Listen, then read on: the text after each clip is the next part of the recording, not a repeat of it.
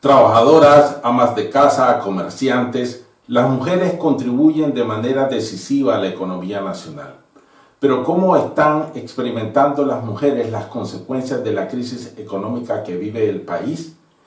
Ese tema lo abordamos hoy con Gloria Carrión Fonseca, quien es coordinadora del área social de la Fundación Nicaragüense para el Desarrollo Económico y Social FUNIDES. Tenemos que decir que Gloria también tiene una faceta de cineasta. Es la productora y directora de una conocida película documental que se llama Heredera del Viento, entre otras. Y Heredera del Viento ha recibido varios premios internacionales. Pero Gloria tiene también esta faceta de economista con especialidad en la condición de la mujer, y en ese carácter está hoy presente en nuestro programa. Muchas gracias, Gloria, por haber aceptado nuestra invitación.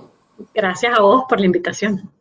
Gloria, la crisis política que estalló en abril del 2018 hizo saltar una crisis económica y social que se ha agravado producto de la pandemia del coronavirus. ¿Cómo vive la mujer nicaragüense esta crisis? ¿Cómo le ha afectado de manera particular? Efectivamente, la crisis económica ha tenido impactos diferenciados. Está generando, sin lugar a dudas, un empeoramiento de las condiciones de vida para toda la población nicaragüense, y para las mujeres ha tenido un impacto también desigual. Los sectores más impactados son sectores donde se insertan mayoritariamente mujeres en términos del mercado laboral. Estamos hablando de hoteles, ¿no? El sector servicios, el sector turismo, restaurantes, todo lo que tiene que ver con hospitalidad. Entonces, y también, por supuesto, la informalidad, que es donde más mujeres se insertan laboralmente. Un sector informal que ha sido grande en la economía nacional y que está compuesto mayoritariamente por mujeres. Bueno, vos sabés que aproximadamente el 70% de la economía nicaragüense es informal. Ya, digamos, partimos de un problema estructural en la economía. Entonces, estas situaciones, tanto la crisis de violencia estatal y paraestatal del 2018 y ahora una crisis sanitaria como la del coronavirus, pues han venido, por supuesto, a empeorar las condiciones de informalidad, las condiciones de inserción laboral, que ya de por sí son más difíciles para las mujeres que para los hombres, porque hay una discriminación, digamos, inherente al hecho de ser mujer, y también, por supuesto, porque las mujeres son quienes llevan la doble jornada, que se refiere a, además de estar trabajando fuera de casa, son quienes se encargan de las tareas de cuidado, ¿verdad? Cuidado, crianza, limpieza, etcétera. Pues todo lo que, digamos, sostiene la vida en el día a día. Dentro del sector formal de la economía, Gloria, el sector o subsector de la zona franca es muy importante y emplea mayoritariamente mano de obra femenina. Este sector ha sido golpeado especialmente por la crisis económica también. ¿Es correcto? Sin duda alguna, efectivamente, el sector zonas francas pues ha visto, bueno, un cierre de algunas de las plantas, ¿verdad?, de producción. Algunas han digamos, hecho una pausa en sus actividades, y todo eso, si bien hubo un acuerdo, un convenio entre el sector y el gobierno, se supone que en el cual pues las y los trabajadores estaban recibiendo parte de su salario, eso tenía una fecha de caducidad. Entonces, en la medida en que esta situación se va alargando, por supuesto que se generan más dudas sobre el empleo para estas personas. Y si bien también hombres trabajan en este sector, hay más mujeres que hombres. Entonces, sí, también en el sector de zonas francas han habido impactos desiguales para las mujeres. La mayor parte de los hogares nicaragüenses tienen como cabeza de familia a mujeres. Y tanto las mujeres que han salido del sector formal como las que ya estaban en el sector informal hacen frente a la vida de una u otra manera.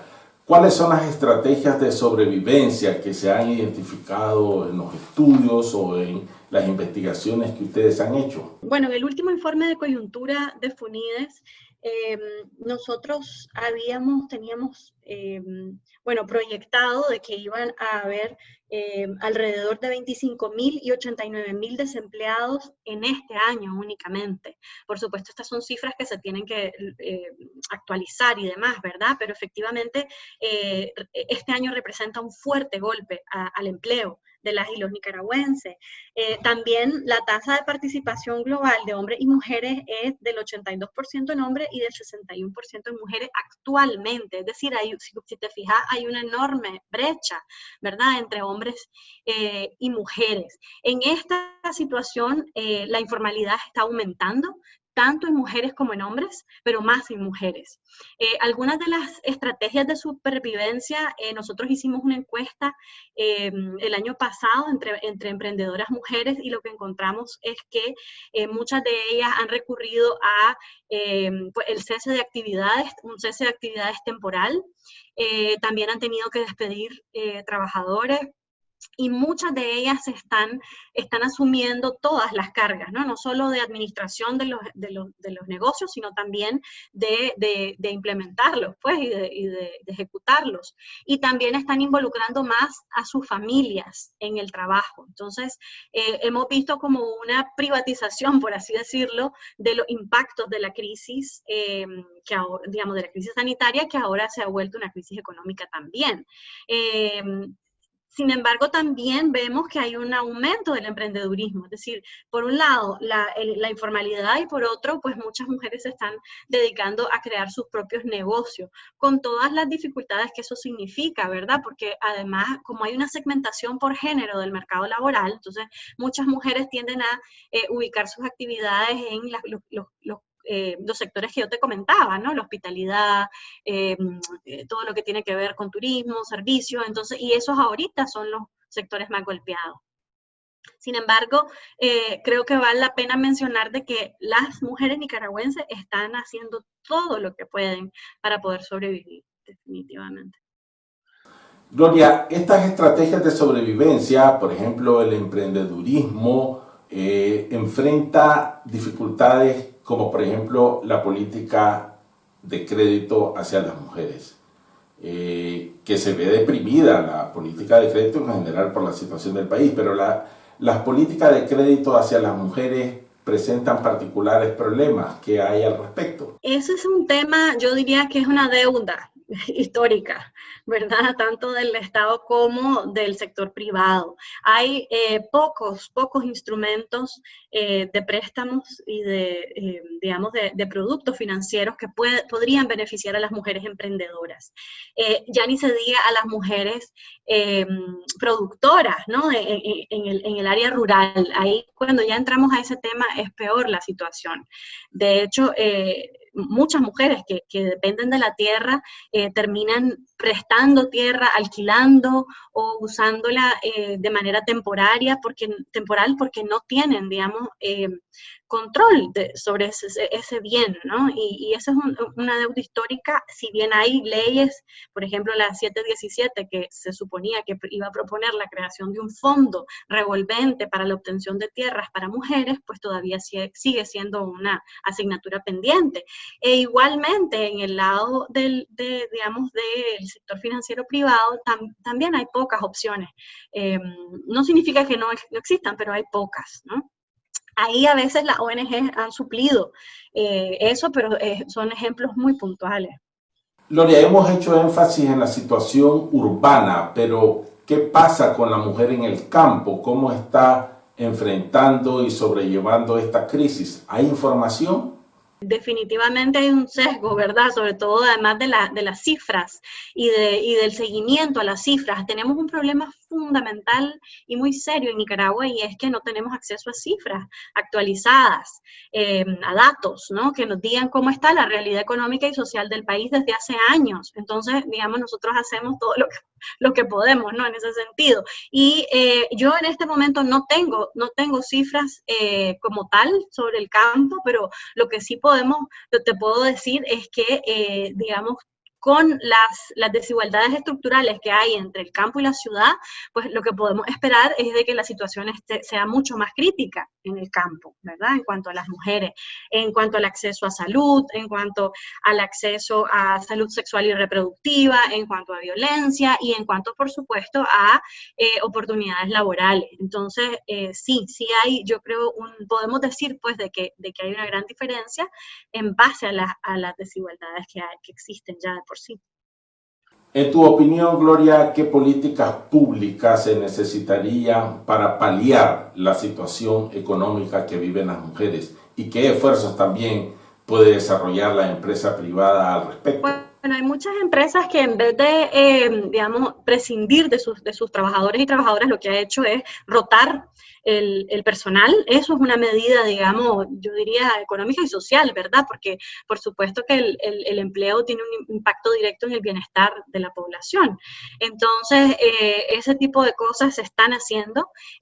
Hay muchas empresas medianas y pequeñas que están sobreviviendo y prefieren, digamos, cambiar de proveedores, cambiar de insumos, buscar cortar costos por aquí, por allá, pero con tal de no afectar el empleo. Entonces, estamos viendo distintas estrategias, ¿verdad?, que están haciendo las empresas para poder sobrevivir y para poder, además, sostener a las familias a quienes emplean.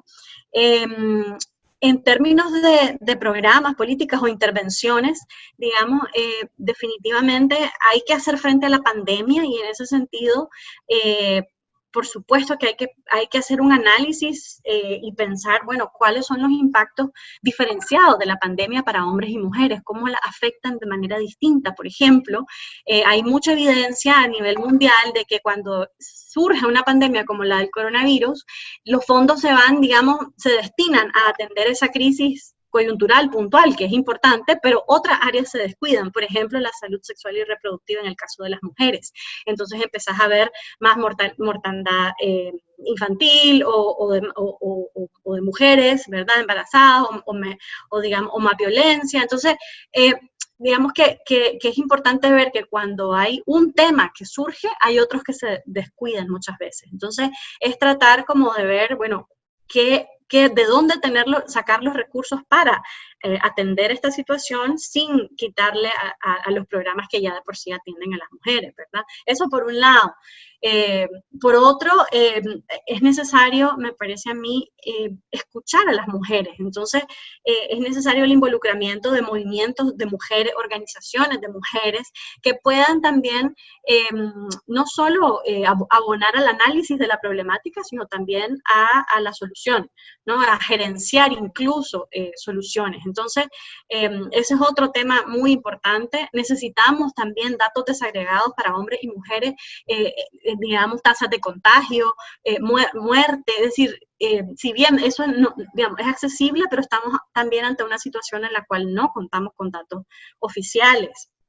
Y de cara al empleo, pues, por supuesto que, digamos, hay muchas medidas que se pueden tomar. El problema es cuando tenés una frágil institucionalidad es muy difícil, ¿verdad? Y una muy baja interlocución, por supuesto, también con actores estatales. Entonces, es complicado, pero digamos, nosotros de hecho también en el informe de coyuntura hemos propuesto una serie de medidas a tomar, desde, digamos, congelar el pago de los servicios públicos por 3 meses, ¿no? O sea, en la medida en que avanza la cuarentena y también la cuarentena no oficial, pero bueno, todas estas medidas que se necesitan para batallar el virus.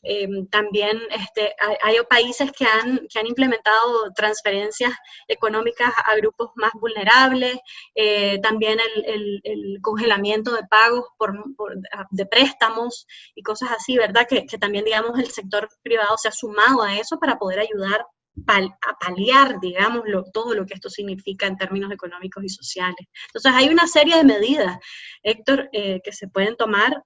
Yo los invito también a ver nuestro informe de coyuntura de abril 2020, porque ahí, digamos, hemos hecho un análisis muy profundo sobre el impacto del coronavirus y las medidas a tomar.